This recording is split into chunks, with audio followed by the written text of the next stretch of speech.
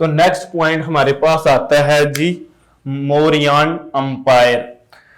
अच्छा, मौर्यन अंपायर जो है वो आपको ये तो पता चल गया कि अलेक्जेंडर द ग्रेट जो है वो वफात पा जाता है 323 बीसी में। तो उसके बाद जो है वो 323 बीसी कुछ लिखते हैं और कुछ लिखते हैं 324 बीसी और कुछ लिखते हैं 321 बीसी, लेकिन आप इसको 324 बीसी ही लिखेंगे।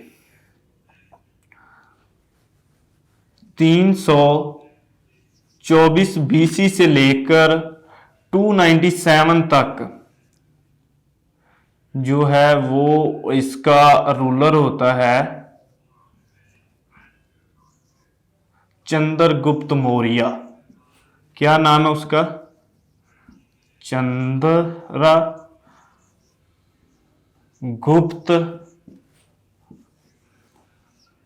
मौर्य। चंद्रगुप्त मौर्य उसका नाम है जी बंदे का। ये रूलर होता है जी इसका। क्लियर है? चंद्रगुप्त मौर्य। तो ये फाउंडर भी है मौर्यन डायनेस्टी का और ये पहला रूलर भी है। और दो ही डेटें इसके बारे में आती हैं, एक तो 324 से स्टार्ट करता है और एक ये है जी 321, लेकिन मोस्ट प्रोमिनेंट जो है वो 324 है। अच्छा, तो ये फाउंडर होता है जी मौर्यन डायनेस्टी का। और इसके अंदर एक और बंदा आता है जिसको मैंने अभी आपके साथ जिक्र भी किया, Ashoka the great. Ashoka the great इस डायनेस्टी का, मौर्यन डायनेस्टी का जो है वो एक बादशाह होता है जी मौर्यन डायनेस्टी का, जो कि स्टार्ट करता है 268 टू 232 बीसी। कब स्टार्ट करता है जी? 268 टू 232 बीसी। अच्छा, इसका जिक्र क्यों किया जाता है? ये जनाब बुद्धिज्म मजहब का सबसे बड़ा पैरोकार था। इसने बहुत ज्यादा बुद्धिज्म को प्रमोट किया है जी। आपको पता होगा तो टेक्सला जो पाकिस्तान के अंदर है वो गढ़ था बुद्धिज्म का। इसने एक यूनिवर्सिटी बनाई जिसको यूनिवर्सिटी ऑफ टेक्सला कहते थे।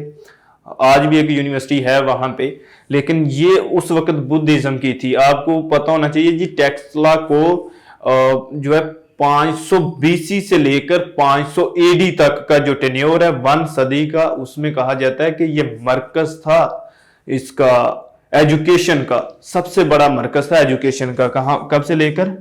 500 बीसी से लेकर 500 एडी तक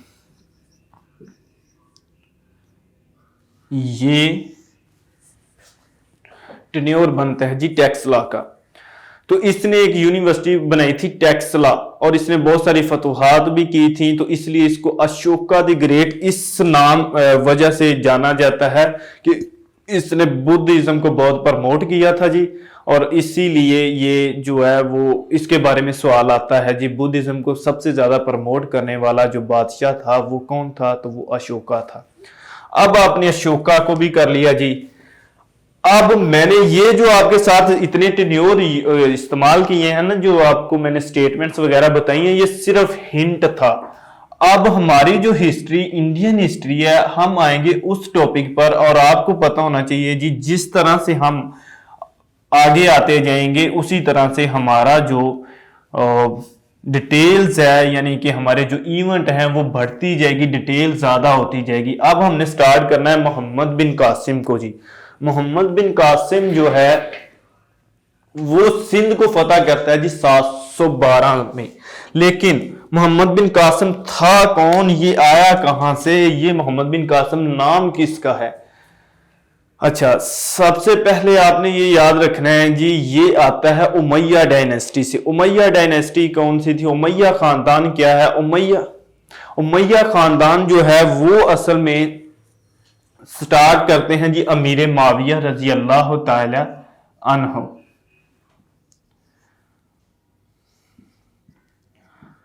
ठीक है, ये स्टार्ट होता है जी 661 टू 680 एडी। ये टेन्योर है। मैं एक दफा ये डेटें आपके साथ लिख दूं, उसके बाद मैं आपको इसको एक्सप्लेन भी करता हूं। इसके बाद इसका बेटा आता है जी, जिसका नाम है यजीद, जिसके दौर में होती है जी करबला का वाकया पेश आता है। ये 680 एडी टू 683 एडी हुकूमत करता है जी, ठीक है। इसके बाद आता है जी माविया टू, जो यजीद का बेटा है जी, माविया टू।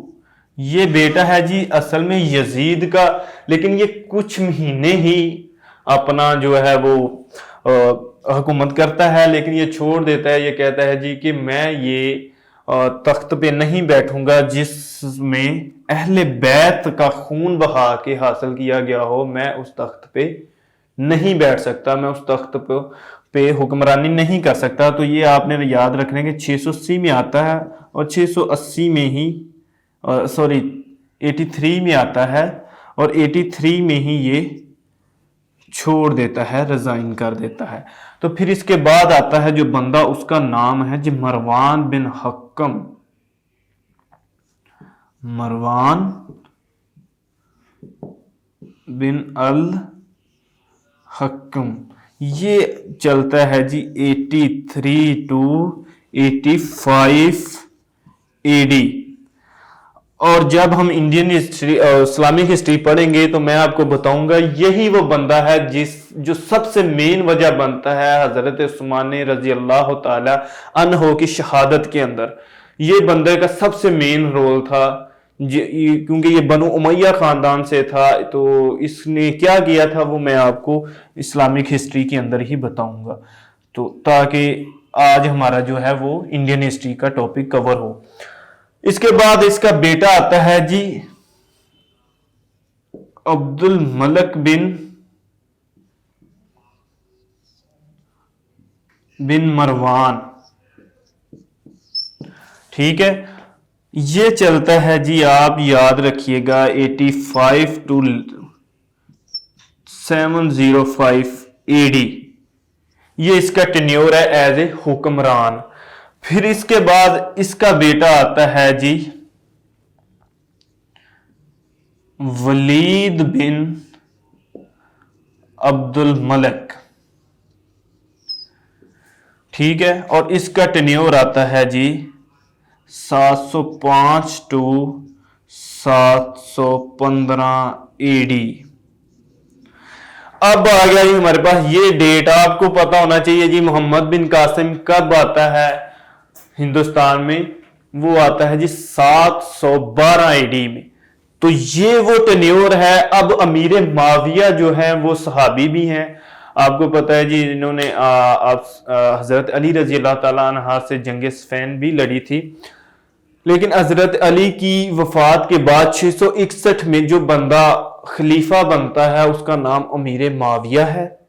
और जो उसने किस तरह से हुकूमत ली और ये जो करबला का वाकया क्या है वो मैं आपके साथ इंडियन उसमें इस्लामिक हिस्ट्री में डिस्कस करूंगा। इसमें मैं आपको सिर्फ उमैया बताना चाहता हूं कि उमैया क्या है। तो उमैया जब ये आ जाते हैं ना जी, अमीर माविया की वफात हो जाती है 680 एडी में। उसके बाद वो अपने बेटे को अपनी तरफ से नामजद कर देता है, उसका नाम है यजीद। तो मुसलमानों को यजीद जो है ना वो गवारा नहीं था। वो कहते थे कि ये जो है वो शराब पीता है, जुए खेलता है और पता नहीं क्या क्या वो कहते थे। लेकिन ये जो बंदा था ही ऐसा। तो इसी के टेन्योर में 680 में जो है वो करबला का वाकया आता है, आपने ये याद रखना है। फिर इसके बाद मीर माविया जब आते हैं तो वो छोड़ जाते हैं। फिर ये मरवान बिन हक्कम आते हैं। ये जो डायनेस्टी है ना, इसका जो बुनियाद है वो अमीर माविया रख देते हैं। और चलते चलते आ जाती है जी वलीद बिन अब्दुल मलक की बारी, जो कि मरवान बिन अल हक्कम का बेटा है जी, उसकी बारी आ जाती है। तो फिर आता है मोहम्मद बिन कासिम, इसके टेन्योर में सिंध। अब आपको पता चल गया होगा जी बनु उमैया क्या है। बनु उमैया के एक याद रखिएगा कि इनका जो दारुल खिलाफा था यानी कि कैपिटल था वो सीरिया यानी कि शाम के अंदर दमिश्क दमिश्क शहर है जी, जिसको दुनिया का सबसे पुराना तरीन आबाद शहर भी कहा जाता है जी। तो इसलिए आप वो भी याद रखिएगा। तो इनका जो दारुल खिलाफा था वो दमिश्क था। तो अमीर माविया जो है बनु उमैया की जो है ना बुनियाद डाल देते हैं जी हुकूमत की। और बनु उमैया यानी कि अमीर माविया बेटे हैं जी हजरत अबू सुफियान रजी अल्लाह ताला अन्हो के, और उनकी वालदा का नाम है जी हिंदा। हिंदा वही वो औरत है जिसने ओहद के मैदान में आप सल्लम के चाचा हजरत हमजा रजी अल्लाह ताला अन्हो का जो मतलब कलेजा निकाल कर चबाने की कोशिश की थी। तो ये उन्हीं के बेटे हैं जी।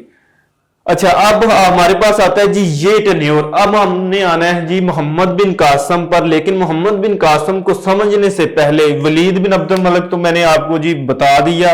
अब्दुल मलक कौन था जी? वलीद बिन अब्दुल मलक आपको पता चल गया उमैया डायनेस्टी से था।